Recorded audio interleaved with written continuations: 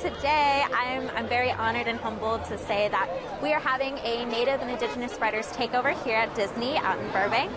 Our main goal today is to make ourselves seen and heard.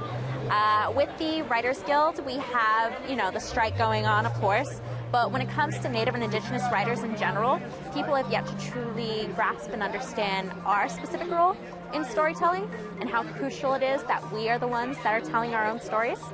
So not only are we here to make sure that our demands are heard, to make sure that our stories are told by us, through us, but also to be able to have fair wages. A lot of today is all about, uplifting each other and bringing about that Native joy and being able to just be with one another during a time that most people would consider tumultuous.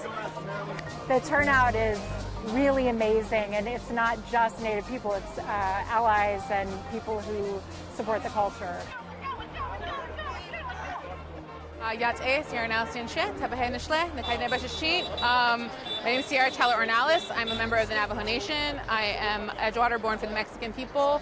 I am one of the co-creators and showrunner. I was the showrunner of Rutherford Falls. It's a really existential threat right now going on with writing. These corporations have come in so many different industries and just taken away our own autonomy. They've taken our own ability to set our own standards, to keep set safe, to keep the environment in the writer's room diverse. And so what we are fighting for right now is the ability to tell our stories how we want and to create community within writers' rooms. We want minimums of the amount of writers that are in rooms so that I can teach the new writers so that they'll someday become a showrunner and they can teach the next writer. It's very much passing down what we know to the next generation, and that's sort of what we're fighting for. And that to me is what's one of the most important things about this whole strike. Being a union and being out here all together, it helps the morale for the writers, and I think it shows people going into the studio and then just people in the world that this is important enough for us to leave our house and to just show up. Showing up is so important. It mostly raises awareness. As an example, I'm originally from Oklahoma. I'm posting pictures on social media, and people that aren't familiar with the industry are like, hey, what are you protesting about? They see that it's important, and we're not just names on a page. We're people, we're human beings, and I think it's important that we show our faces. Exactly. Pens are down. So this content that we're consuming, it feels like there's so much of it, and there is. You put on any of the streamers and you have all of these options, but the shows that you love, they are crafted by people who have spent so many years trying to be able to tell a story in the most efficient, most beautiful way and find their most authentic voice and, pouring themselves onto the page. We can't take that for granted anymore. My name is Marcus Lavoie. I'm from the mighty Chippewa Nation, northern Minnesota, White Earth Reservation. I've been acting for probably 20, 25 years. Roles were Netflix Chambers, played Big Frank on there.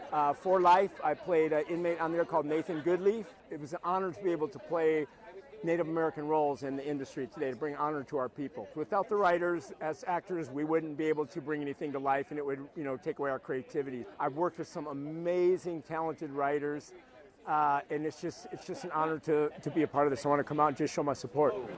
I'm here as a SAG background actor and a Native to support all these writers, because without their words, it's said many, many, many times, we would not be able to do what we do. When we first started the strike, there was so much enthusiasm, and people started doing these theme pickets just because, during the pandemic, we've all been in these Zoom rooms and nobody's been able to be in person.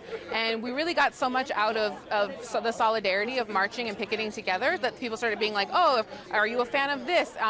Writers' rooms started doing reunions and things like that. And then there started being Latinx picket, Southeast Asian picket. And so we decided to do an Indigenous takeover. When we have a gathering, you got to have music, you got to have food, you got to have songs. And so we really wanted to bring that community to our larger WGA community. And I just think that it's really beautiful that we're all here today, because one of the reasons we are fighting for these rights as writers is for the right to tell our stories and to be seen and to be heard. And so as you're seeing these folks dance, as you're seeing these folks sing, these people who come from this state, we are the first Indigenous speakers of this land, and I want you to just remember, as you're entertained with what you're seeing, that this is also us as storytellers demanding to be heard. So thank you so much for being here today.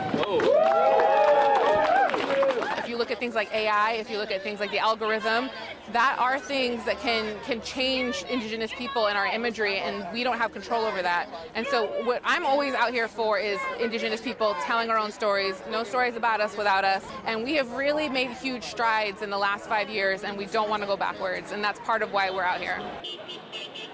Indian country is very small, and luckily because of that we are able to work with one another, not only on just projects but like future projects. We're able to like vouch for one another, but also being able to like connect with one another on a sense that we already understand, and understanding the storytelling that we have and how unique it is, and just being able to relate to one another. We're finally getting a foot in the door, and now this. So it just feels like we are fighting as a union, all writers, but specifically the timing sucks that we finally are getting an opportunity, and that's already the pay is going down and AI is coming up, so it's terrible timing. It seems to me that we're the only race or nation that still is struggling for identity and validation in the industry. So I want to see writers, directors, DPs, everybody. I want to see everyone on set that we're represented. We are still fighting for validation, fighting for a voice, and it is our time. We're not going away. We've always been here. We will always be here, and it's our time to shine like everybody else.